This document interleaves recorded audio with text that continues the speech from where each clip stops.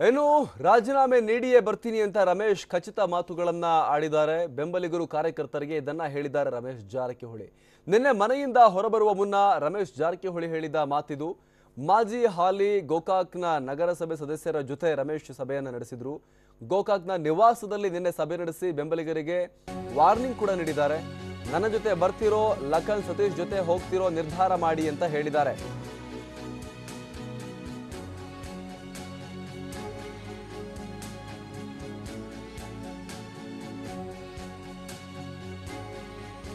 ನಾವು ಮಾಹಿತಿಯನ್ನ ಈಗ ಸ್ಕ್ರೀನ್ ಮೇಲೆ ನೋಡ್ತಾ ಇದ್ದೀವಿ. ರಮೇಶ್ ಜೊತೆ ಸೇರಿಕೊಳ್ಳಲು ಶಾಸಕರು ಪ್ಲಾನ್ ಅನ್ನ ಮಾಡಿದ್ದಾರೆ. ಬೆಳಗಾವಿಯಿಂದ ಬೆಂಗಳೂರಿಗೆ ವಿಮಾನದಲ್ಲಿ ಪ್ರಯಾಣವನ್ನ ಮಾಡ್ತಾರೆ ಅಂತ ಕೂಡ ಈಗ ಹೇಳಲಾಗ್ತಾ ಇದೆ.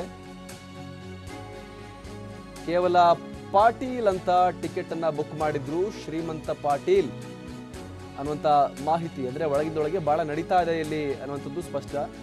ರಮೇಶ್ ಜಾರಕಿಹೊಳಿ ಸಭೆಗೆ ಹಾಜರಾಗಲು ಪಾಟೀಲ್ ಈ ರೀತಿ ಪ್ಲಾನ್ ಮಾಡಿದ್ರ ಅನ್ನುವಂಥದ್ದು. ಬೆಂಗಳೂರಲ್ಲಿ ನಡೆದಿರುವಂತಹ ರಮೇಶ್ ಜಾರಕಿಹೊಳಿಯ ಈ ಬಂಡಾಯ ಸಭೆಗೆ ಶ್ರೀಮಂತ್ ಪಾಟೀಲ್ ಕೂಡ ಹಾಜರಾಗ್ತಾರೆ ಅನ್ನೋದನ್ನ ಅಂತ ಈಗ ಹೇಳಲಾಗ್ತಾ ಇದೆ. ಮಾಧ್ಯಮದವರ ಕಣ್ತಪ್ಪಿಸಿ ರಮೇಶ್ ಸಭೆಗೆ ಸೇರಿಕೊಳ್ಳಲು ಶ್ರೀಮಂತ್ ಪಾಟೀಲ್ ಪ್ಲಾನ್ ಮಾಡ್ತಿದ್ದಾರೆ. ಕೊನೆ ಕ್ಷಣದಲ್ಲಿ ಟಿಕೆಟ್ ಬುಕ್ ಮಾಡಿ ಬೆಂಗಳೂರಿಗೆ ಪ್ರಯಾಣವನ್ನ ಬೆಳೆಸ್ತಾ ಇದ್ದಾರೆ ಅನ್ನುವಂಥ ಮಾಹಿತಿ.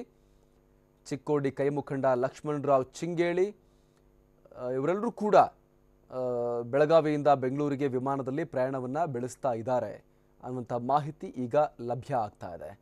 ರಮೇಶ್ರನ್ನ ಸೇರಿಕೊಳ್ಳಲು ಎಲ್ಲ ಮುಖಂಡರುಗಳು ಶಾಸಕರು ಪ್ಲಾನ್ ಮಾಡ್ಕೊಳ್ತಾ ಇದ್ದಾರೆ.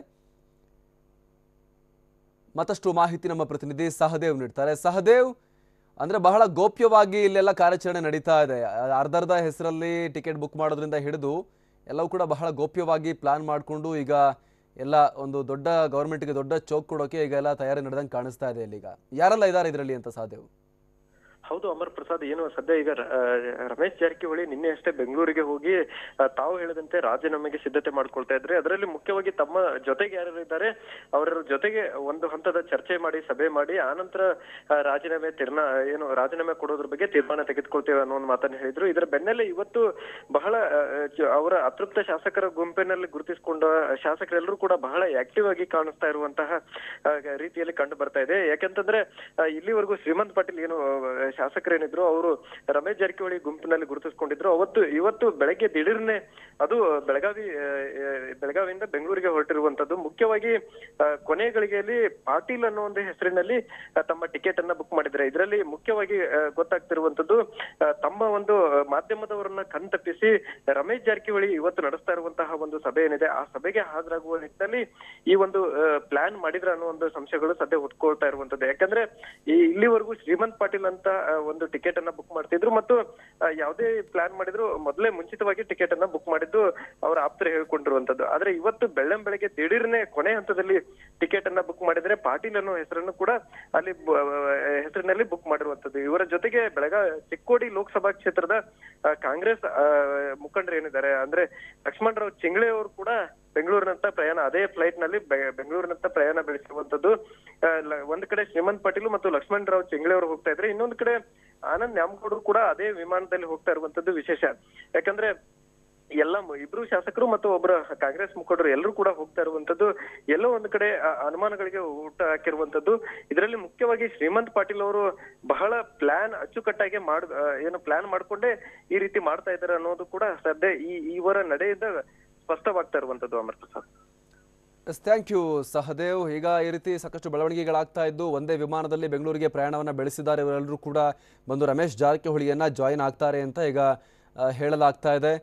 ಕೈ ಶಾಸಕರಾದ ಶ್ರೀಮಂತ ಪಾಟೀಲ್, ಚಿಕ್ಕೋಡಿ ಕೈ ಮುಖಂಡ ಲಕ್ಷ್ಮಣರಾವ್ ಚಿಂಗೇಳೆ ಇವರೆಲ್ಲರೂ ಕೂಡ ಈಗ ಪ್ರಯಾಣವನ್ನು ಬೆಳೆಸಿದ್ದಾರೆ ಅಂತ ಹೇಳಲಾಗ್ತಾ ಇದೆ.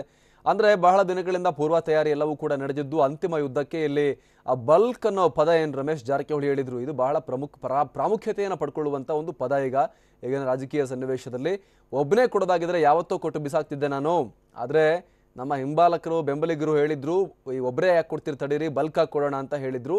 ಈಗ ಹೊಂಟೀವಿ ಅನ್ನುವಂಥ ಮಾತನ್ನು ರಮೇಶ್ ಜಾರಕಿಹೊಳಿ ಏನು ಹೇಳಿದ್ರು ಅದರಂತೆ ಎಲ್ಲವೂ ಕೂಡ ಇಲ್ಲಿ ನಡೀತಾ ಇರೋ ಥರ ಕಾಣಿಸ್ತಾ ಇದೆ. ಈ ಬಲ್ಕ್ ಆಗಬೇಕಂದ್ರೆ ಬಲ್ಕ್ ಆಗಿ ಬರಬೇಕಲ್ಲ ಈಗ ಬೆಂಬಲಿಗರು. ಅದರಂತೆ ಇದೀಗ ಕೊನೆ ಕ್ಷಣದಲ್ಲಿ ಟಿಕೆಟ್ ಬುಕ್ ಮಾಡಿ ಬೆಂಗಳೂರಿಗೆ ಎಲ್ಲರೂ ಕೂಡ ಪ್ರಯಾಣವನ್ನು ಬೆಳೆಸಿದ್ದಾರೆ ಅನ್ನುವಂಥ ಮಾಹಿತಿ ಲಭ್ಯ ಆಗ್ತಾ ಇದೆ.